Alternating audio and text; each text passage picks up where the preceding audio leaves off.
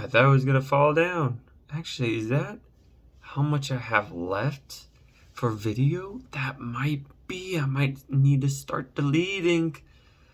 But that's fine. I can delete these. I've uploaded them onto YouTube, so it's not a big deal. I can just download whatever I want. That's what's the great thing about YouTube. You just upload it all and it sticks there. Same with Twitter, right? So yeah, last vlog for the week, so I'm not going to be doing any more. The weekly video this week for the official channel for Raw Education is trudging along. The editing is going very slowly, so we're going to try to put our head down and finish that tomorrow. We will see. Might be limited edits on the end, but that's fine.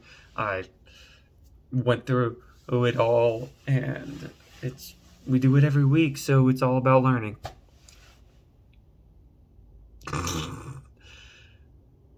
But today, I think I just wanted to touch on one thing. We talked about the desire balloon a little while ago. And if you didn't watch that video, I'll quickly explain it. So I postulated that the desire is kind of like a balloon. The more you desire something, the more disappointment you're going to get.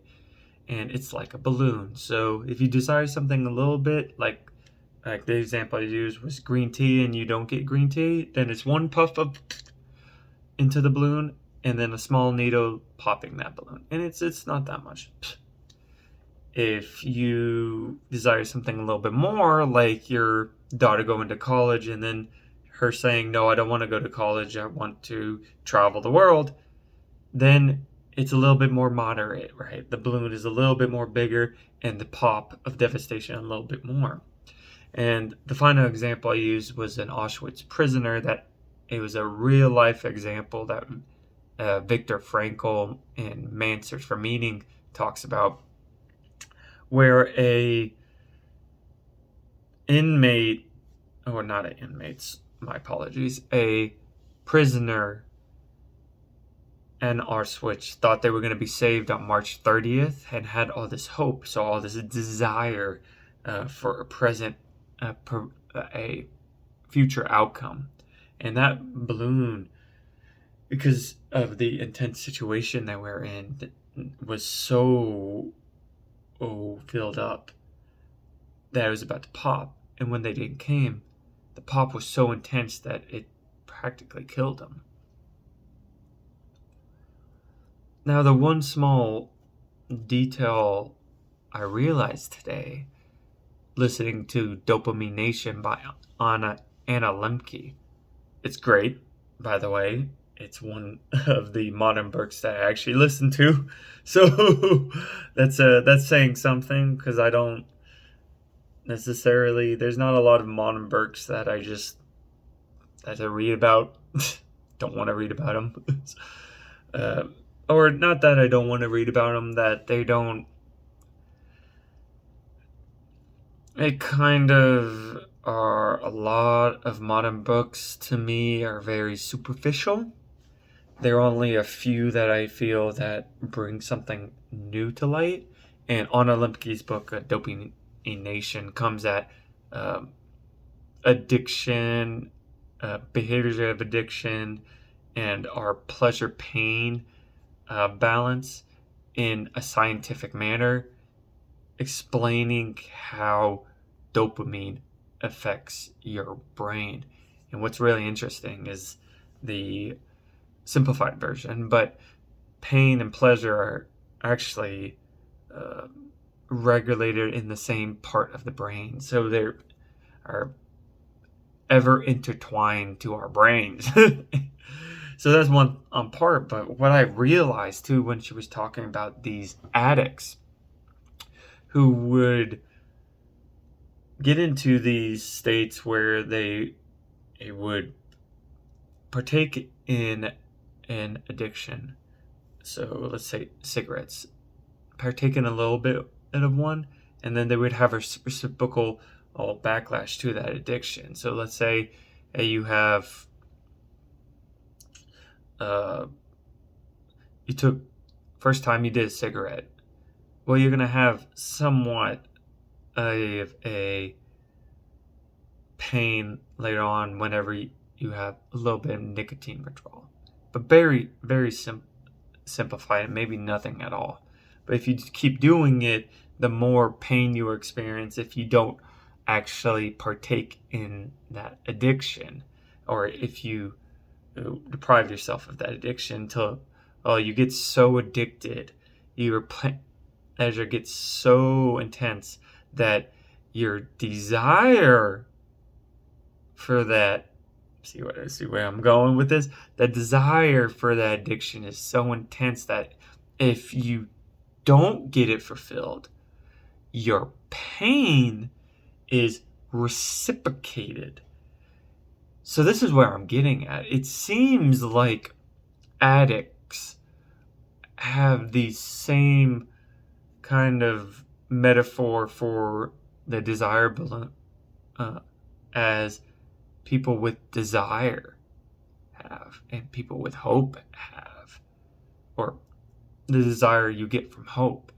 They experience the same effects, where in desire, the more you desire something and then it doesn't get filled, you experience the same reciprocal disappointment and devastation.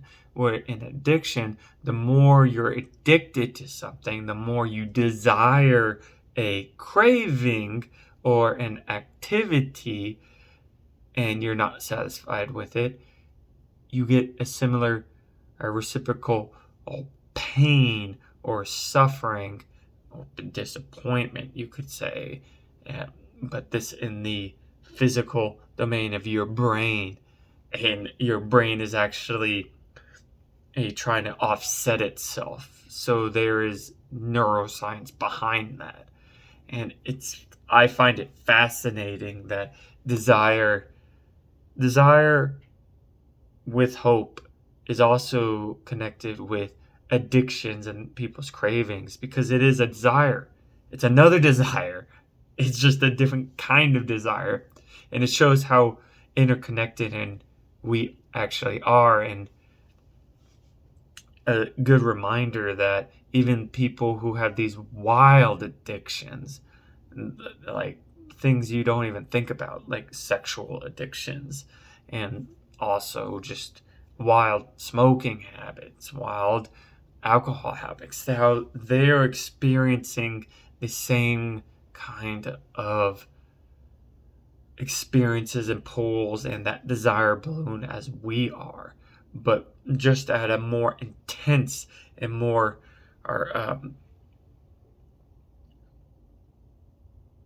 just more intense. It's more intensity to their desires, to their addiction. It seems like addiction is just an intense desire, whereas us as people who don't have addictions have mild desires. Now, you can argue with that because of what I talked about at the very beginning with the Auschwitz prisoner, right? Maybe, this is a wild idea, maybe he was addicted to hope. Maybe he was addicted to someone and always there to try to save him, to the point that he put all his dice in this one hope, and then bang, it popped. But that's just me throwing crap on the wall and seeing where it lands, because I don't know his story, and Viktor Frankl didn't tell his story, or maybe he didn't even know his story as well. But it's an idea to fling around your head and think about as well. So that's what I really wanted to talk about, is that a connection between addiction and desire, and how it seems like it's the same thing, just how our brain processes it. And that's another reason why I want to do neuroscience or psychology, or get in those fields, neuropsychology, just to see like what the heck is happening in the brain when this is happening. So that's it for today. That's a 10-minute video. I'll probably start having to what's it called? Delete videos, because it does seem like my space is running out on my phone. But we will see. Tomorrow, no video, so don't be looking for a video tomorrow. And then I will see you guys again Monday. See y'all later.